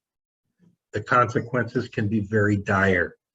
So make sure that when you're evaluating or going through these offers, those boxes are initialed. If they're not initialed before acceptance, get clarification from the other side. Hey guys, you missed the arbitration and liquidated damages. Was that a mistake?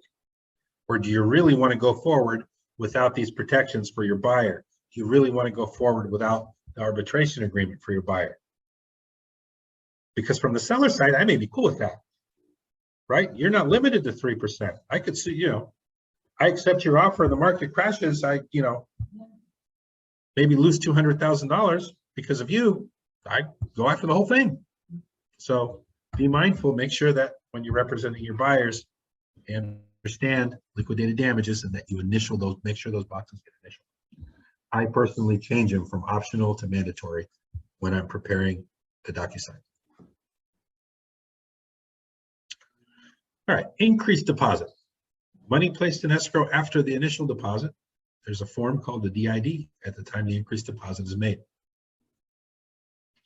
Not very common in our transactions, don't see it very often, but it's a possibility.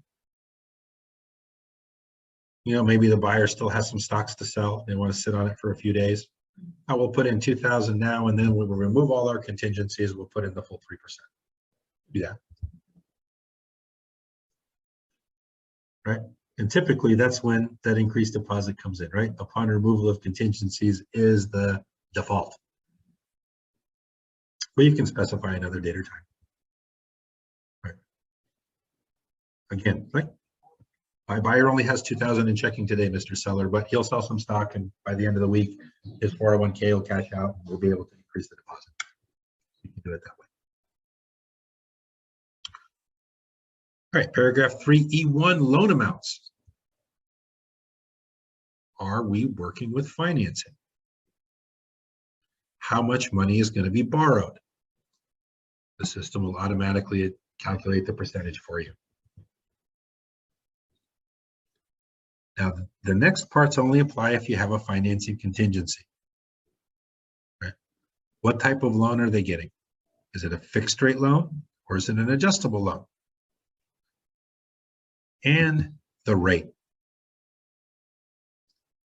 The buyer's ability to buy is definitely affected by the rate, and the rates fluctuate and change on a regular basis. The general consensus is they're going to climb in the near future. This is the way to protect your buyer against these market conditions, right? Buyer may qualify at 4.5%, but at 5%, they may no longer qualify. So if you have the financing contingency, make sure that you have the right rate in there.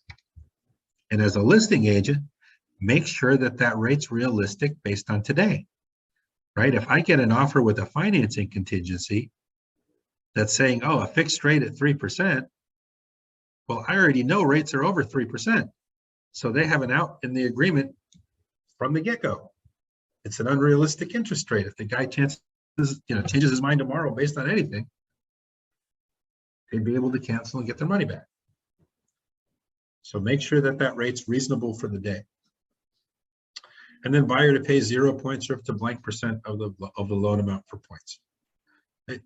Buyers can buy their rates down. Buyers can buy their rates down sometimes by paying points. A point is 1% of the borrowed amount.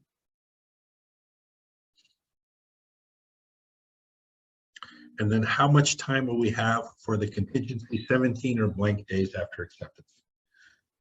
Now, when can you remove this contingency as the buyer side, right? When you have final loan approval. How long is it going to take to get final loan approval? That's all going to depend on how much of the process the buyer's already undertaken.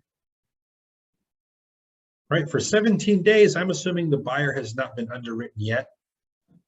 Maybe they've been pre-qualified by a loan officer, but chances are their information hasn't been vetted. So they still have to go through underwriting. That takes time. And there needs to be time for their appraisal. So if I'm getting an offer that's asking for 17 days for financing contingencies, I'm assuming they're starting the process. There's a high probability of failure. If that financing contingency is narrowed down to 7 days or less, now this would indicate to me that, hey, these borrowers have most likely already gone through personal underwriting. There's likely already pre-approved, not just pre-qualified, but pre-approved, and all we're really waiting on is that appraisal.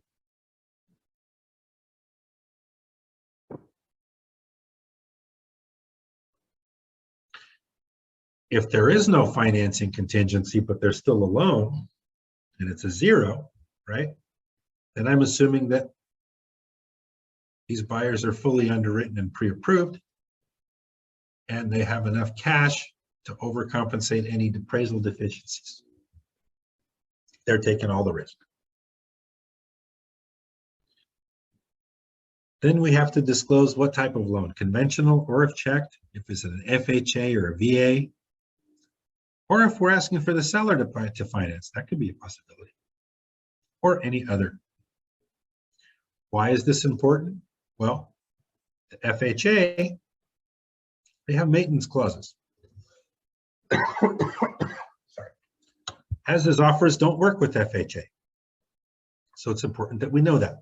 If buyers coming with an FHA loan, that the property is going to have to meet certain conditional requirements. Same with the VA loan. Property is going to have to meet certain conditional requirements. You need to familiarize yourself with those. We see a lot of these in Silicon Valley, not these days. But if you're transacting out in Sacramento, if you're transacting in the Central Valley, it could very well be the case, right? Make sure we understand what we're working with. How does seller financing work? Well, if the seller has the funds, it doesn't necessarily need all the equity out of their purchase, out of the sale, they can invest into the financing of that buyer. So the buyer will offer a certain percentage for that loan consideration. Typically, we want to protect our sellers. Most sellers aren't institutionalized. They don't want to wait 30 years to get their money back, right? So you have to complete the forms that will specify the terms of the loan for the seller. How many years is this gonna need to be for?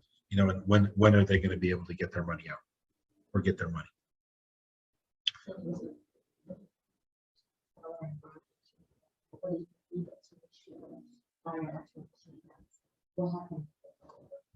If the buyer defaults on the loan, the seller forecloses and takes their house back. Same as a bank. Yeah.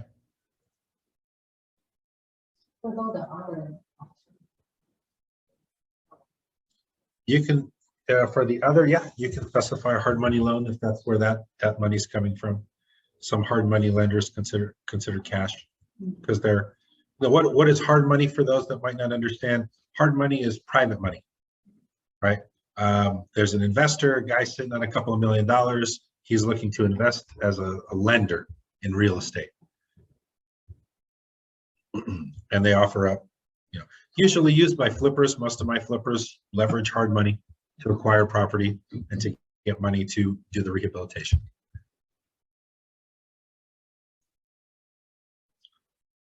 Paragraph 3E378, occupancy type.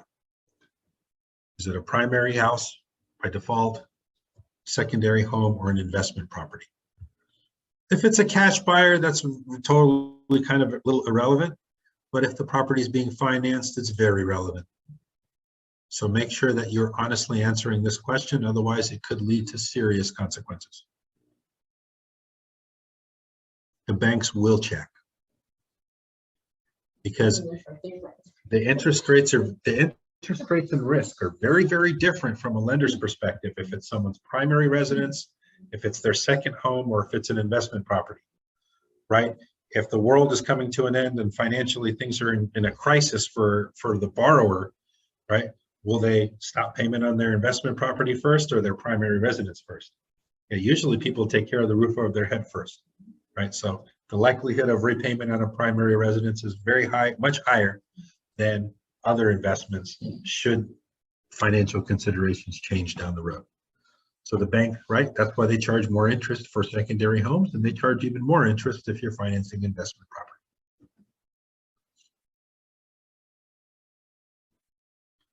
And if you're an investor who's, you know, maybe you own 5 or 6 properties and there are 5 or 6 loans, yeah, your 7th may need hard money because sometimes banks won't lend if you have too many.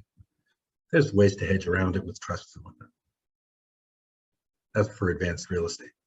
We'll get to that another time. 7F 5D, balance of down payment. That's the number, how much more money the borrower needs to bring to close escrow, right? If we're having a verification of funds, I want to make sure that they have enough money to close. And as a listing agent, I want to make sure that money's in a bank, not sitting in a crypto account, definitely not sitting in the stock market. So pay attention to what documentation is being provided. Guys, read those pre-qualification or pre-approval letters. Make sure it is what you think it is. Sometimes you see a letter, you think it's a pre-approval letter, but really it's a pre-qualification letter. Read the letter, it'll tell you what it is. Maybe not, and those pre-qual letters don't automatically say that in big bold, right? Make sure that it's understood that, hey, if someone's pre-approved, they've gone through underwriting. They've submitted their credit report and they've already provided their income documentation, right? If someone just pre-qualified, that means that they've interviewed with the loan officer. They've told them how much they make, but they didn't prove it. They told them they have good credit and they pay all their bills on time, but maybe they didn't pull their credit yet. So if you get a pre-qualification letter or pre-approval letter, either way, diligent listing agent will call that lender and verify. Verify the process. Just verify the term, verify the contingency types. Hey, these guys have put a 7-day contingency. Will you be able to reach your final decision, Mr. Lender, within those 7 days? Validated. All right. 3G1, paragraph 5E, seller credits depending to the buyer. Are we looking for the seller to credit to the buyer? How much or why? In additional terms, the seller credit to be applied to closing costs. Now again, if you're working with a cash buyer, then it's fairly irrelevant the amount of money that's being credited back. And there's a variety of reasons it can be credited back. It could be property condition. There could be repairs that still need to be made or discovered that you want consideration for up front. Right? You have a termite report. Termite report is $7K in damage. Buyer doesn't want the seller to actually do the work because God knows how they're going to do it. They'll do it the worst way possible, right? I don't want them to do it. I'll take the $7 grand and do it to my satisfaction. But if there's a lender involved that needs to be disclosed to the lender, this will suffice as disclosure because this goes to the lender. But understand that lenders have guidelines to how much money they'll allow as a credit back. Typically no more than 3%.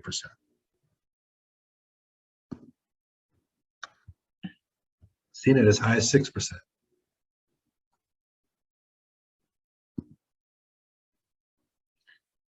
And they should be applied to closing costs. Now, if there's a generous credit going back to the buyer that's beyond normal closing costs, they can always buy points to lower their interest rate, which will increase those costs and account for that, right? As the market's shifting, maybe a seller may offer that to entice a buyer to offer on their property, right? Market shifting, interest rates are going up. Hey, Mr. Borrower, make an offer on my house and I'll pay a point or two to buy your interest rate down. My house will be less expensive.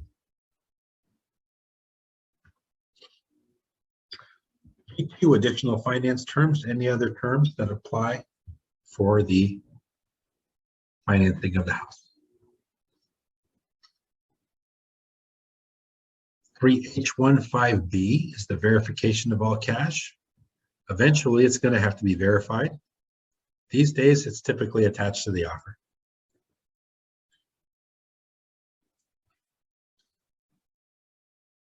Sometimes you could do it after acceptance. Really, if you're negotiating hard and you say, hey, Mr. Seller, I have it. I'll verify once you accept my offer, but I don't want to show you my bank statements because I don't want to tell you that I have $3 million in the bank. Right? I may not want to offer that information while I'm negotiating my contract. Well, I'll give it to you within 24 hours. Once you accept it, I'll verify it. Right? So many cases we attach it to the offer, but it's not as the market shifts, right? That could be something that changes. Verification of down payment and closing costs also, right? Either attached to the offer or subsequently. And verification of loan application. This is your pre-approval letter. And now here we're asking for the buyer to validate. Is it a pre-qual? Is it a pre-approval? Or is it a fully underwritten pre-approval? Right, we got the clue when they ask for the amount of time. Right, pre-qualification, they're going to need 17 or more days. Pre-approval, they're probably going to need 10 days. Fully underwritten pre-approval could be 0 days, right? They've been fully underwritten. They're going to take the risk. Remove the contingency now. 5J16, final verification of condition. By default, it's 5 days prior to close of escrow. It's that wonderful form that we always ask for you to put, upload into command, one of the last ones. Final verification of condition. If the property is vacant, anytime prior to close of escrow. By default, try to get it done 5 days before. If there's a tenant occupied property, if the tenant's staying, it's one thing. If the tenant's leaving, we want to make sure the tenant's out at least 5 days before close of escrow.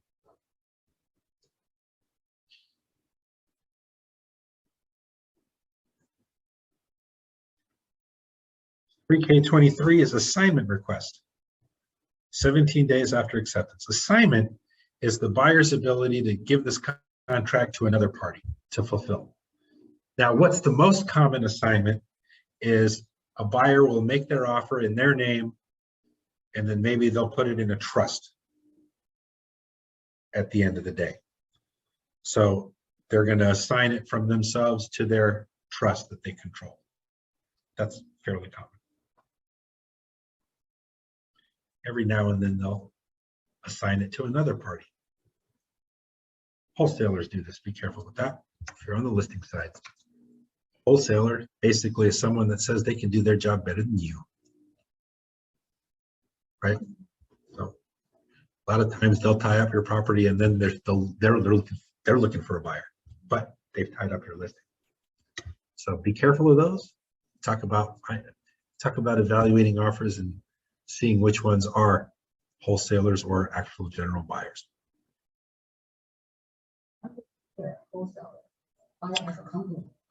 The first clue, the first clue for the wholesaler is they're not necessarily in their name, but they're already in a company name or a trust. And then just verify, see, do they own any other properties? What's going on?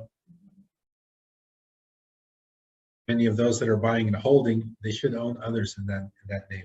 If they don't, there's a good chance they're trying to shop and find another buyer.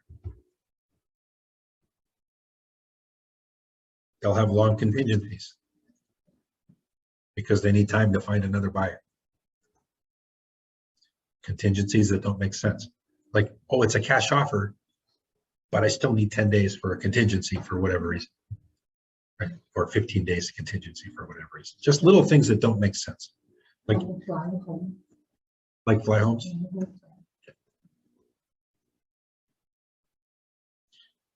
All right, 3L, contingency. And guys, just don't worry. We got 5 minutes left. I'm going to cut this off at noon and we'll continue tomorrow. Hopefully we'll get through most of this chart within the next 5 minutes or so. And then tomorrow we'll focus on the back end of the contract. So loan contingencies by default 17 days, or they can check the box for no loan contingency. Appraisal contingency based upon appraised value at a minimum of purchase price, or check the box and put more, right? As a listing agent, you should have a fairly good idea what the chances of appraisal are based on the price relative to your market analysis. If someone is offering you way more than your market analysis and they have an appraisal contingency, understand that you may be subject to the whims of an appraiser. And they're not always sane. So be careful as a listing agent.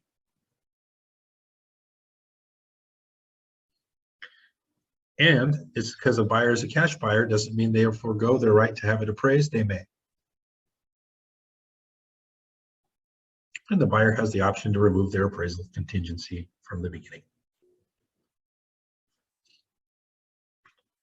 3L3 in paragraph 8C and 12, investigation of property. By default, 17 days after acceptance. This allows the buyer time to investigate the condition of the home, hire inspectors at their choice, and time to review those reports, or maybe get bids on any repairs outlined by the reports that the seller provides. Many cases, diligent listing agents will have inspections for you up front, especially in our area where we expect homes to sell quickly. If you work in a rural area, or if you're doing business outside of the Silicon Valley and Central Valley, they've been hot recently, but sometimes in those areas, it could take 6 to 8 months to find a buyer. So with that much time between listing and the actual buyer coming to the door, it may not make sense for those guys to pay for professional inspections up front, because a lot can go wrong in 8 months to a year by the time the buyer comes around. So the buyer is going to need a contingency anyway. In our area where we expect the house to sell before we put it on the market and panic when we don't have 20 offers on day one, it's different. We expect to sell things quickly. So we do provide that information with the expectation the buyers will reduce or forego their contingency outlined for investigation of property. Now, informational access to the property. The buyer's right to access the property for informational purposes is not a contingency and does not create cancellation rights, and applies even if contingencies are removed. What that means is if the contingencies are removed, they're removed. The buyer can still access the property. But if after contingency removal, they go in there and see something they don't like, they can't cancel. They can't cancel. Review of seller's documents 17 days after acceptance or 5 days after receipt, whichever is later. In most cases, again, these documents are provided up front. So that way the buyer can review them. Diligent buyers may even sign off on all the disclosures and submit them with their offer. Kind of wraps the transaction up nicely. The preliminary title report, 17 days after acceptance or 5 days after receipt, whichever is later. Guys, it's all going to depend on which county you're working with. In Santa Clara County, where the seller typically pays, they'll select the title company and provide a preliminary report up front. Working in other counties, San Mateo, Alameda, Contra Costa, historically or traditionally, the buyer pays for the title and escrow fees. So in those cases, they may not have a preliminary title report for the buyer to review up front. They'll get that after they open escrow. And there's several components to this title report which may affect the desirability of the property. So it's not just a formality or a foregone conclusion. The preliminary title report will describe the property in detail. That's where you find out exactly what you're buying. It's in that title report. As well as if the seller is actually the real seller who's able and willing to enter in this transaction and sell you this property. Those are the two main things on the title report. Common interest disclosures, 17 days, those are the HOA documents. Review of leased or liened items such as solar panels or propane tanks, things of that nature also need to understand and have time to review. And the last contingency is where we'll end, and that's the sale of buyer's property. Right? If a buyer needs to sell their house in order to buy the next one, well, they need a contingency for that effect. Give them time to sell the place. And the last note that we'll talk about is this last column, removal or waiver of contingency. Any contingency in L may be removed or waived by checking the applicable box above or attaching a contingency removal and checking the applicable box therein. Removal or waiver at time of offer is against agent advice. See paragraph 8H in bold. Paragraph 8H, I'll paraphrase for this. This is a very big difference between this contract and the previous contract. Paragraph 8H states, because this is that important, I'm going to go to it right now.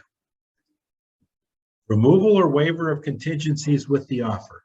The buyer shall have no obligation to remove a contractual contingency unless the seller has provided all required documents, reports, disclosures, and information pertaining to that contingency. If the buyer does remove a contingency without first receiving all required information from seller, buyer is relinquishing any contractual rights that apply to that contingency. If buyer removes or waives any contingencies without an adequate understanding of the property's condition or buyer's ability to purchase, buyer is acting against the advice of the agent. This means that if you don't review the TDS, it doesn't matter what the TDS says, you're buying the house or losing your deposit. So guys, when you're evaluating contingency and removing contingencies with the offer, make sure that you have everything. If you don't have a TDS or an SPQ from a seller, you can't remove the contingency with a clear conscience. If you're advising your buyer to do it, they will sue you. Something goes sideways and you will lose. In the previous contract, it was different.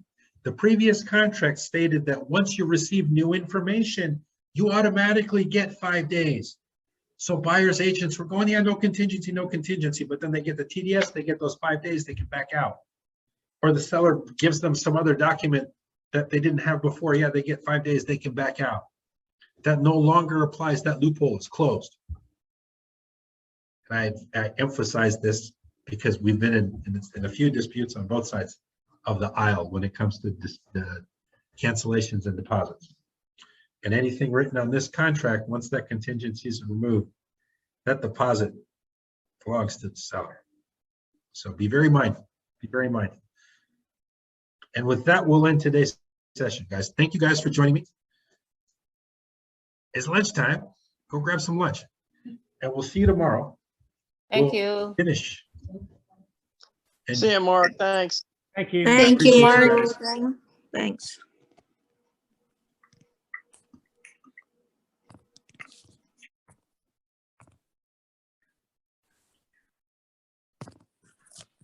There'll be a quiz Okay. the next time your client wants to write an offer. So with that,